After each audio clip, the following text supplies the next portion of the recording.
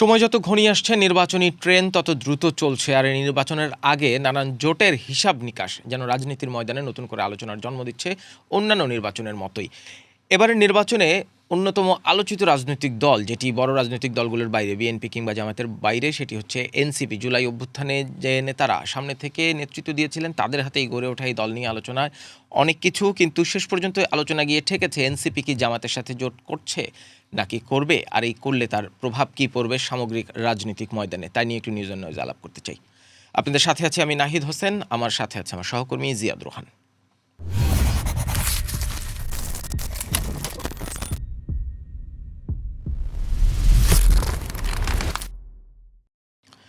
রন ভাই, আমরা যখন কথা বলছি আজকে 28 ডিসেম্বর সকাল 11:20, এখনও পর্যন্ত কোনো আনুষ্ঠানিক ঘোষণা আমরা পাইনি, কিন্তু গত 2-3 দিন যাবৎ এই জামায়াত এবং এনসিপির জোটকে কেন্দ্র করে নানান রকম তথ্য যেমন আমরা শুনেছি, একইভাবে এই দলের একাধিক কেন্দ্রীয় নেতার পদত্যাগ দেখেছি।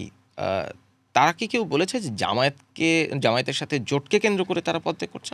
স্পেকুলেশন, সবই হচ্ছে এখন পর্যন্ত স্পেকুলেশন, কিন্তু যা ঘটে তা কিছুটা রটে। গত 2 দিন ধরে আমরা আসলে মিডিয়া রিপোর্টস দেখছি যে এই জিনিসটা নিয়ে একটা ধরনের টানাপোড়েনের মধ্যে আছে। মিডিয়াতে এটাও এসেছে 30 জন কেন্দ্রীয় নেতা নাহিদ ইসলামকে চিঠি লিখে তাদের আপত্তির কথা জানিয়েছেন।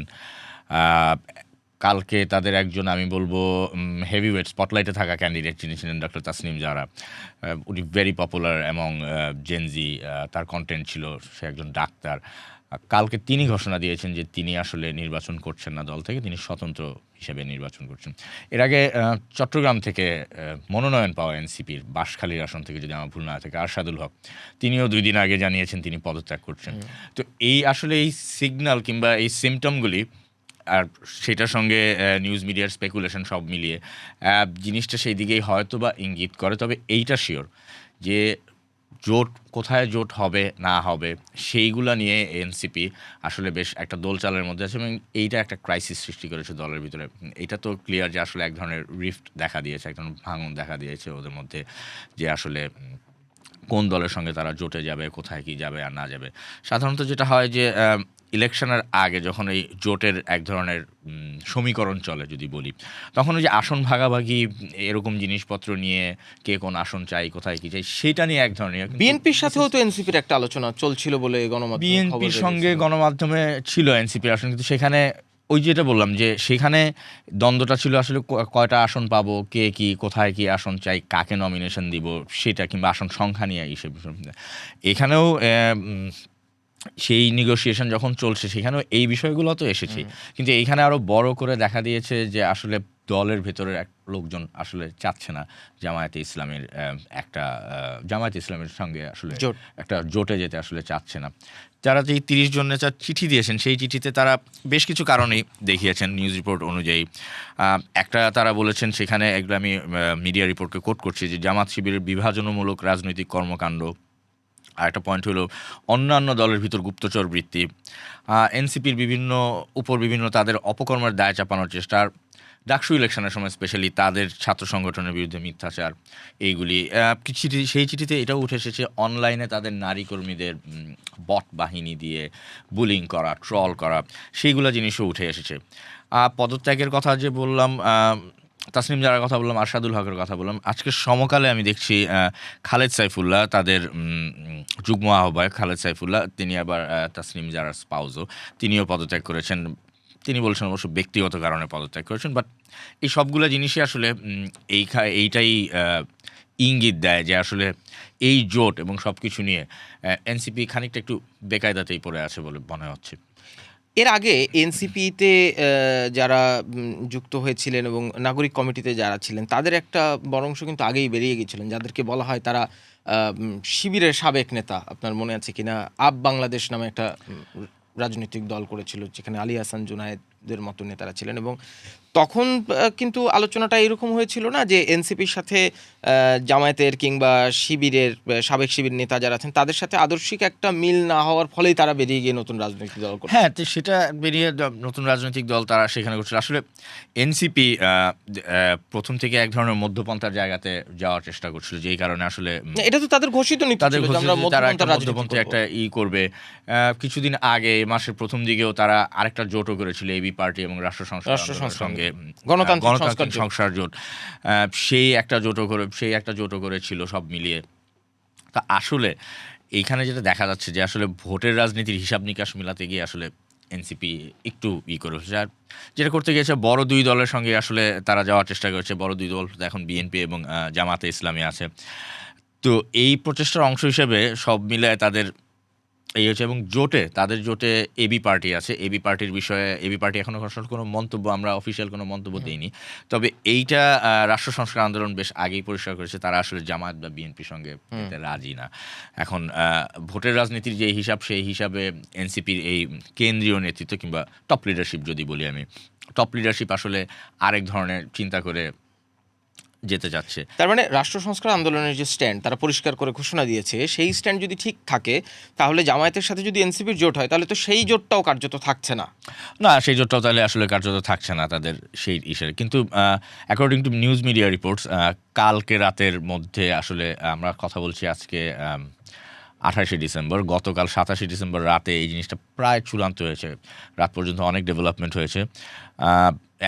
একটি মিডিয়াকে দলের এনসিপির দুজন নেতা বলেছেন যে আসলে বিএনপি প্রসঙ্গে যেটা আসেন, যে বিএনপির সঙ্গে আসলে তারা মনে হয় ব্যাক অ্যান্ড ফোর্থ আরেকটা নেগোসিয়েশন করার চেষ্টা করেছিল, কিন্তু সেই আলোচনাটা আসলে আগায় নেই। সো তাদের কাছে আসলে এখন জামায়াতে ইসলামী অপশন বলে তারা মনে করছেন। এটা দৈনিক প্রথম আলোর একটা কিন্তু তারা এখনো নানা দিক বিবেচনা করছেন বলে তারা জানিয়েছেন। কিন্তু এখন যেটা প্রশ্ন উঠছে যে তাহলে কি আসলে এনসিপির রাজনৈতিক দল হিসেবে যে একটা অস্তিত্ব, কিংবা জুলাই আন্দোলনে যারা সামনে থেকে নেতৃত্ব দিয়েছিলেন তাদের হাতেই গড়ে ওঠা এই রাজনৈতিক দল নিয়ে নানান রকম প্রত্যাশার পারদ ছড়িয়েছিল, সেই জায়গা থেকে ধরেন তাসনিম জারা কিংবা খালেদ সাইফুল্লাহ কিংবা ধরেন সামান্তা শারমিনের সাথেও আমার কথা হয়েছিল, তিনিও যা বলছেন, এই তারা কেউই জামায়াতের সাথে জোট নিয়ে স্পষ্ট করে কিছু বলছেন না।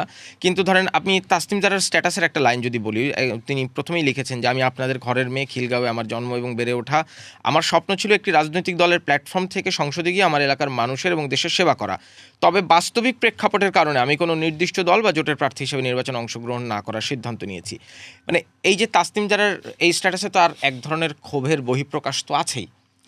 এবং আমি আপনাকে আরও একটু বলতে পারি, আজকে সামান্তা শারমিনের সাথে আমার যখন কথা হয়েছিল, সামান্তা শারমিন এখনও এনসিপিতে আছেন, তবে তিনি যেটি বলছিলেন যে বাংলাদেশ জামায়াত ইসলামী নির্ভরযোগ্য মিত্র না, তার রাজনৈতিক অবস্থান বা দর্শন সহ কোনো সহযোগিতা বা সমঝোতায় যাওয়া এনসিপিকে কঠিন মূল্য চুকাতে হবে বলে আমি মনে করি।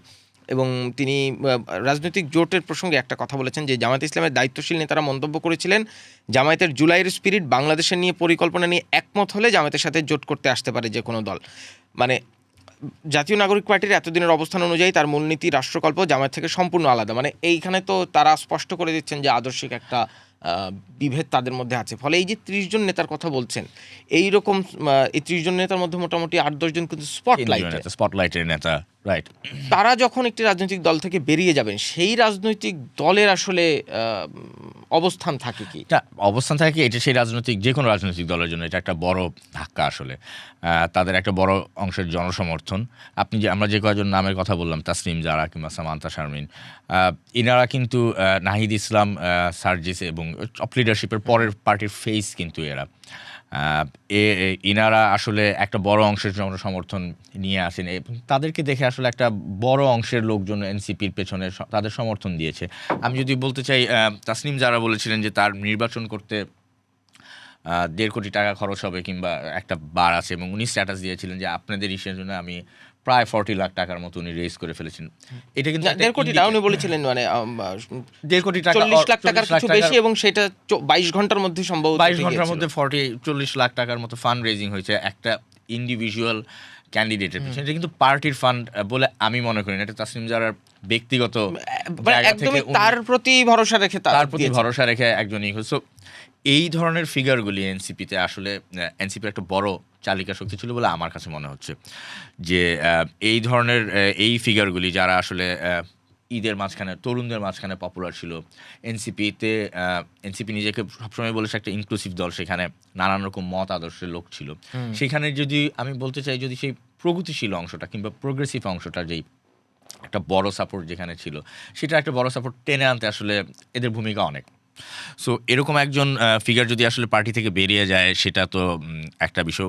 তাসনিম যারা অবশ্য আদর্শ কথা ডাইরেক্টলি বলে নাই, কিন্তু এনসিপির জয়েন্ট মেম্বার সেক্রেটারি এবং মিডিয়া সেলের প্রধান মুশফিকের সঙ্গে আমাদের কথা হচ্ছিল। তিনি এইগুলো নিয়ে বলেছেন যে তারা এখনও আলোচনা করে দেখছেন আদর্শের সঙ্গে বিষয়টা সাংঘর্ষিক কিনা, সেইটা একটা সার্বিক ঐক্যমত নাই, কিন্তু অ্যাকর্ডিং টু মিডিয়া রিপোর্ট বেশিরভাগ ঐক্যমতই রয়েছে। তিনি বলছিলেন যে জোট হলে শুধু রাজনৈতিক জোট হবে। আমি একটি ইসে দেখছিলাম যে 159 মেম্বার সদস্য তাদের যেই নির্বাহী কমিটি, তার থেকে 4 জন আসলে অপোজ করেছেন, আর তাদের প্রায় 200-র বেশি যেই সেন্ট্রাল কমিটি, কেন্দ্রীয় কমিটি, সেখান থেকে 30 জন, যেই 30 জনের চিঠির কথা আমরা বলছি, সব মিলে কিন্তু অপোজ এখানে যারা অপোজ করছেন এই নাম্বারটা আমার যদি ভুল না হয়ে থাকে 20%-এর মতো আসলে। তো সার্বিক ঐক্যমত নাই, এবং আপনি যেটা বলছেন যে আসলে এটি একটি রাজনৈতিক জোট, এবং তারা, এটা আমি মুশফিককে কোট আনকোট করে বলছি, যে সার্বিকভাবে দেশের জন্য কল্যাণকর কিনা তা আসলে তারা পর্যালোচনা করছেন। কিন্তু এইগুলো সবই আসলে এই মুহূর্তে ড্যামেজ কন্ট্রোল কিংবা পলিটিক্যাল রেটরিকের জায়গা থেকে আসলে এই স্ট্যাটাসগুলো আসছে। আরেকটা ইন্টারেস্টিং জিনিস, আমি রিপোর্টে কালকে থেকেই এটা মিডিয়াতে ঘুরছে, যে এনসিপির সঙ্গে জামায়াতে ইসলামের যেই সমঝোতা কিংবা নিগোসিয়েশন আলোচনা চলছে, সেই আলোচনায় আসলে দুই সদ্য সাবেক উপদেষ্টার এক ধরনের চলেছে। জামাতে ইসলাম থেকে বলা হচ্ছে যে নাকি তারা দুজন যথেষ্ট বিতর্কিত এবং তাদের কাজের দায় তারা নেবে না। আবার আসিফ মাহমুদের বিষয়ে একসময় কথা উঠেছিল তিনি হয়তোবা বেরিয়ে এসে অন্য একটি পার্টিতে, এবং স্পেকুলেশন ছিল উনি বিএনপিতে জয়েন করে হয়তোবা ইলেকশন করবেন। সেইটাও একদম সম্ভাবনা যে যদি এখানে এটা না হয়, সেটাও একদম উড়িয়ে দেওয়া যায় না, কারণ গণ অধিকার পরিষদের জেনারেল সেক্রেটারি রাশেদ খান, হ্যাঁ ঠিক, তারা তো জোটের হিসেবেই মনোনয়ন পেয়েছেন। রাশেদ খান আবার বিএনপিতে জয়েন করেছেন তারই ইলেকশন করার জন্য, তিনি আসলে ধানের শীষের মার্কা নিয়ে করবেন। সো এইরকম যেহেতু একটা ইনস্ট্যান্স আছে, এরকম একটা ঘটনা আছে যে একজন সিঙ্গেল লিডার বের হয়ে এসে আসলে একটা বড় পার্টিতে যোগ দিচ্ছেন, আরও বেশ কিছু লোকজন যোগ দিচ্ছেন, তবে ইনারাই তরুণ, এদের দিকে আসলে সবার চোখ বেশি। সো আসিফ মাহমুদ এবং মাহফুজের বিষয়েও আসলে কোনোভাবেই হচ্ছে না, সেইটা একটা পয়েন্ট। এখন দেখার বিষয় তারা আসলে তাসনিম জারার মতো স্বতন্ত্রভাবে যায় কিংবা নাকি কোনো পার্টির আন্ডারে একটা মার্কা নিয়ে যায়। কিন্তু রাজনৈতিক দল হিসেবে এনসিপিকে নিয়ে যে আলোচনাটা এখন সবচেয়ে বেশি হচ্ছে, মানে বটবৃক্ষের সামনে কি আসলে লতাগুল্ম খুব বেশি বাড়তে পারে কিনা। ধরেন সাংবাদিক আরশাদ মাহমুদের সাথে কথা হচ্ছিল, তিনি বলছিলেন যে যখন তাদের নামে বিভিন্ন ধরনের দুর্নীতির খবর আসতে থাকলো, তারা টাকা পয়সা নিচ্ছে, নিয়োগ বদলি বাণিজ্য এগুলোর মধ্যে জড়িয়ে গেছে, স্বাভাবিকভাবে তখনই নানান ধরনের সন্দেহ দেখা দিল এবং এদের প্রতি মানুষের যে আশা ছিল তারা অনেকটাই আশাহত হলেন। এবং মোবাশ্বের হাসান, একজন লেখক এবং গবেষক, তিনি বলছিলেন যে এনসিপি কেন জামাতের সাথে জোট করতে চাইছে, সুবিধা অসুবিধা দুটোই তিনি বলছিলেন। তিনি বলছেন যে পলিটিক্যাল পার্টিগুলোর একটা মেশিনারি আছে, দেশজুড়ে নেটওয়ার্ক পার্টির পক্ষে সম্মতি উৎপাদন করতে পারে, মানুষের কাছে পৌঁছাতে পারে, যেটা এনসিপির নাই। সেজন্য তারা অ্যালায়েন্স খুঁজছে এবং অ্যালায়েন্সের মানে জামাতের সাথে অ্যালায়েন্সের জন্য তারা সেই দিকটাতে এগিয়ে থাকবেন বলে তার মনে হয়। মোবাশ্বের হাসান আরেকটা কথা বলেছেন যে নাহিদ ইসলাম, যে জুলাই আন্দোলনের অন্যতম মুখ, আমরা বলতে পারি ওই সময়ের জন্য অন্তত গণমাধ্যমে যাদের প্রেজেন্স ছিল, প্রধান মুখ একদম ফেস ছিলেন উনি, সেই নাহিদের যে ইমেজটি তৈরি হচ্ছিল, সেই ইমেজ নিয়ে মোবাশ্বের হাসান বলছিলেন যে Nahid will lose his own identity. গণঅভ্যুত্থানের নেতা থেকে নাহিদ, গণঅভ্যুত্থানের নেতা নাহিদ থেকে এনসিপির নাহিদ এবং তারপর জামায়াত এনসিপির নাহিদ, এটা তার জন্য লিমিটেশন, তার ব্যাপ্তিটা কমে যাবে। কিন্তু ওই শেষ পর্যন্ত আসলে যে মুশফিকের কথাই বলতে হয়, এটা একটা রাজনৈতিক জোট এবং এইগুলো তো এক ধরনের পলিটিক্যাল রেটরিক। আমরা মনে হয় ঘোষণাটার জন্য অপেক্ষা করি, এবং আসলে ওই যে যাওয়ার আগে মনে করায় দিতে চাই আসলে যে দিস ইজ পলিটিক্স, আপনি যেরকম বললেন রেটরিক, এবং রাজনীতিতে আসলে শেষ কথা বলতে কিছু নেই। যে আমরা সেই ঘোষণা আসলে নিশ্চয়ই আবারও কিছু মানুষের সাথে কথা বলে আমরা একটু অ্যানালাইসিস করার চেষ্টা করব। জিয়াদুর রহমান, আপনাকে অনেক ধন্যবাদ যুক্ত হওয়ার জন্য। কথা বলছিলাম এনসিপি জামায়াতের জোট, তার সম্ভাবনা, শঙ্কা এবং পূর্বাপন নিয়ে। আপনাদের কি মনে হয়, আপনাদের মন্তব্যগুলোও জানতে চাই। এনসিপি আর জামায়াত যদি শেষ পর্যন্ত জোট করে নির্বাচনে যায়, সেটি কি এনসিপির যে তারুণ্যের রাজনৈতিক দল হিসেবে যে স্বপ্ন ছড়িয়েছিল বাংলাদেশের মানুষের মধ্যে, সেই স্বপ্নের কি হোঁচট খাবে, নাকি সামনের নির্বাচনে এই রাজনৈতিক জোট একটি বড় শক্তি অর্জন করে নির্বাচনের মাঠে থাকতে পারবে? আপনাদের মন্তব্যগুলো জানান আমাদের সোশ্যাল মিডিয়া হ্যান্ডেলগুলোতে, কারণ আমরা চাই কথা চলুক।